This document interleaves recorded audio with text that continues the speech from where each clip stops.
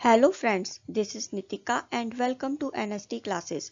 आज हम इस वीडियो में एनसीईआरटी हिस्ट्री क्लास 6 का चैप्टर 12 डिस्कस करेंगे, जो है बिल्डिंग्स, पेंटिंग्स एंड बुक्स। अगर आपको वीडियो अच्छी लगे तो वीडियो को लाइक करें और शेयर करें, अपने विचार कमेंट करके बताएं, चैनल को सब्सक्राइब जरूर करें और नोटिफिकेशंस के लिए बेल आइकन प्रेस करना ना भूलें। चलिए शुरू करते हैं। मारुतसामी और लॉस तंब। मारुतसामी कुतुब मीनार देखने वाला था, इसलिए वह बहुत उत्साहित था। मारुतसामी के भाई ने कुतुब मीनार जाने के लिए कुतुब मीनार के पास धूल भरे पथरीले रास्ते पर और धातु के रैंप पर उसकी व्हीलचेयर को चलाया था, जो कि बहुत कठिन था। लेकिन फाइनली अब वह उस प्रसिद्ध आयरन पिलर के सामने था और यह उसके लिए अविस्मरणीय अनुभव था। मेटालर्जी, धातु कर्म यानी धातु का काम। संसार के धातु उद्योग के इतिहास में प्राचीन भारतीय धातु कर्मियों का बहुत बड़ा योगदान रहा है। पुरातात्विक खुदाई से यह पता चला कि हड़प्पा के लोग उस्ताद शिल्पकार थे, यानी वे लोग इस काम में माहिर थे और उन्हें कॉपर यानी ताम्र धातु के काम की बहुत नॉलेज थी। इतना ही नहीं, हड़प्पा वासियों ने तांबे और टिन को मिलाकर कांसे का भी निर्माण किया, जबकि हड़प्पा वासी ब्रोंज एज के थे और उनके उत्तराधिकारी आयरन एज के थे। भारत ने अत्यधिक उन्नत प्रकार के लोहे का उत्पादन किया, जैसे फोर्ज्ड आयरन यानी नकली लोहा, रोट आयरन यानी गड़ा लोहा और कास्ट आयरन यानी कच्चा लोहा। द आयरन पिलर, दिल्ली के मेहरौली में स्थित आयरन पिलर भारतीय शिल्पकारों के कौशल का एक अनूठा उदाहरण माना जाता है। यह लोहे से बना है, इसकी ऊंचाई 7.2 मीटर है और इसका वजन 3 टन से अधिक है। इसे लगभग 1500 साल पहले बनाया गया था। हम 1500 साल पहले इसलिए कह सकते हैं क्योंकि पिलर पर एक शिलालेख है जिसमें चंद्र नाम के शासक का उल्लेख किया गया है, जो संभवतः गुप्ता डायनेस्टी का था।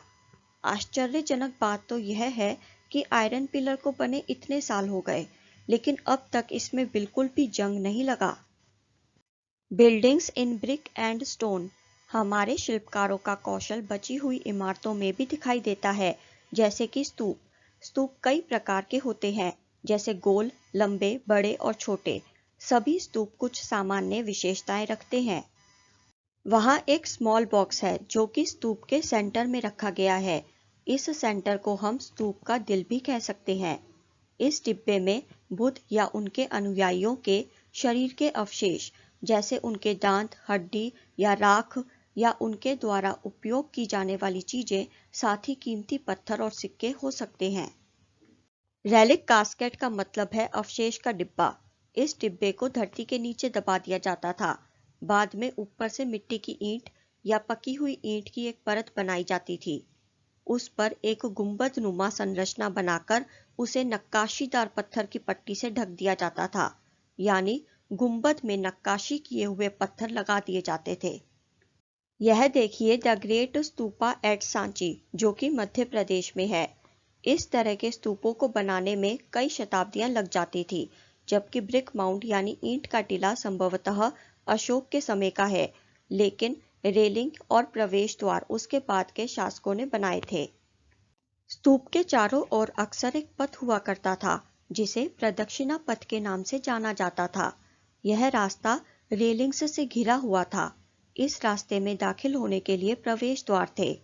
भक्त भक्ति के प्रतीक के रूप में स्तूप के चारों ओर घड़ी की दिशा में घूमते थे और स्तूप की परिक्रमा करते थे। रेलिंग्स और गेटवेज दोनों को ही अक्सर स्कल्पचर यानी मूर्ति कला से सजाया जाता था। Find Amravati on map, map पर अमरावती शहर को ढूंढे। चलिए देखते हैं कि मैप पर अमरावती शहर कहाँ है। यह देखिए, यह है अमरावती शहर। यह एक ऐसी जगह थी जहां कभी एक विशाल और शानदार स्तूप हुआ करता था। ऐसा माना जाता है कि लगभग 2000 साल पहले इस स्तूप को सजाने के लिए शिलाओं पर बहुत सी नक्काशी की गई। यह देखिए अमरावती शहर में बनी एक मूर्ति कला। कई बार चट्टानों को खोखला करके बनावटी गुफाएं बनाई जाती थी। इनमें से कई केव्स को मूर्तियों से सुसज्जित किया गया और इनकी दीवारों पर पेंटिंग्स बनाई गई। इसी समय में कुछ प्राचीनतम हिंदू मंदिर भी बने। इन मंदिरों में लोग विष्णु, शिव और दुर्गा जैसे देवी देवताओं की पूजा करते थे। मंदिर का सबसे महत्वपूर्ण हिस्सा एक कमरा हुआ करता था, जिसे गर्भगृह के नाम से जाना जाता था। इस कमरे में image of the chief deity यानी मुख्य देवता की छवि रखी जाती थी। सभी पुजारी धार्मिक अनुष्ठान और सभी भक्त देवी देवताओं की पूजा इसी कमरे में किया करते थे। भीतर गांव में मंदिर को एक पवित्र स्थान के रूप में चिन्हित करने के लिए मंदिर के गर्भगृह के सबसे ऊपर एक टॉवर बनाया गया था, जिसे शिखर के नाम से जाना जाता था। मंदिर को एक पवित्र स्थान के रूप में चिन्हित करने के लिए लोग अक्सर मंदिर के गर्भगृह के सबसे ऊपर शिखर बनवा दिया करते थे। इन शिखरों के निर्माण के लिए बहुत सावधानी पूर्वक योजना बनाने की आवश्यकता होती थी। यह देखिए, यह है उत्तर प्रदेश के भीतर गांव का प्राचीन मंदिर। यह मंदिर लगभग 1500 साल पहले पकी हुई ईंटों और पत्थर से बनाया गया था। बहुत से मंदिरों में एक जगह को मंडप के नाम से जाना जाता था। अगर सही मायने में कहा जाए तो ये एक हॉल होता था जहां लोग इकट्ठा हो सकते थे। Find Mahabalipuram and Aihole on map. Map पर महाबलीपुरम और एहोल खोजें। चलिए देखते हैं कि मैप पर महाबलीपुरम और एहोल कहाँ है। यह देखिए, यह है महाबलीपुरम और यह है एहोल। इन दोनों ही शहरों में कुछ बेहतरीन स्टोन टेम्पल्स यानी पत्थर के मंदिर बनाए गए थे। यह देखिए, महाबलीपुरम में स्थित सिंगल स्टोन यानी एक शिला से बने हुए मंदिर। इनमें से प्रत्येक मंदिर को एक विशाल शिला के टुकड़े से तराशा गया था, इसलिए इन मंदिरों को मोनोलिथ्स के नाम से जाना जाता है। ईंटों से बनाए जाने वाले मंदिरों से यह बिल्कुल अलग होते थे। ईंट से बनी इमारतों में ईंटों को नीचे से ऊपर की तरफ एक के बाद एक लगाया जाता है और इस तरह ईंटों के ढांचों यानी ब्रिक स्ट्रक्चर्स को बनाया जाता है, जबकि चट्टान तराश कर बनाए जाने वाले मंदिरों को पत्थर काटने वाले यानी स्टोन कटर्स ऊपर से नीचे के क्रम में बनाते हैं। यानी स्टोन कटर्स को ऊपर से नीचे की ओर काम करना पड़ता है। यह देखिए, एहोल का दुर्गा मंदिर। यह मंदिर लगभग 1400 साल पहले बनाया गया था। How were stupas and temples built. स्तूपों और मंदिरों का निर्माण कैसे हुआ। स्तूप और मंदिर के निर्माण में कई पड़ाव होते थे। स्तूप और मंदिर बनवाना बहुत महंगा होता था, इसलिए राजाओं और रानियों ने इन्हें बनवाने का फैसला किया। चलिए देखते हैं कि वे पड़ाव क्या होते थे। सबसे पहले यह ढूंढा जाता था कि सबसे अच्छी क्वालिटी का पत्थर कहाँ मिलेगा। फिर उस पत्थर को खोदकर निकाला जाता था। फिर नया भवन बनाने के लिए जिस जगह को बहुत सावधानी से चुना जाता था, उस पत्थर को वहां ले जाया जाता था। बिल्डिंग के निर्माण वाली जगह पर लाकर इन पत्थरों को काट छांट कर तराशने के बाद खंभों, दीवारों के पैनल्स, फर्शों तथा छतों का आकार दिया जाता था और फिर स्तूपों और मंदिरों के निर्माण के लिए इन्हें बिल्कुल सही पोजीशन पर लगाया जाता था, जो बहुत मुश्किल काम होता था। ए जैन मोनेस्ट्री फ्रॉम उड़ीसा। यह देखिए, यह है उड़ीसा का एक जैन मठ।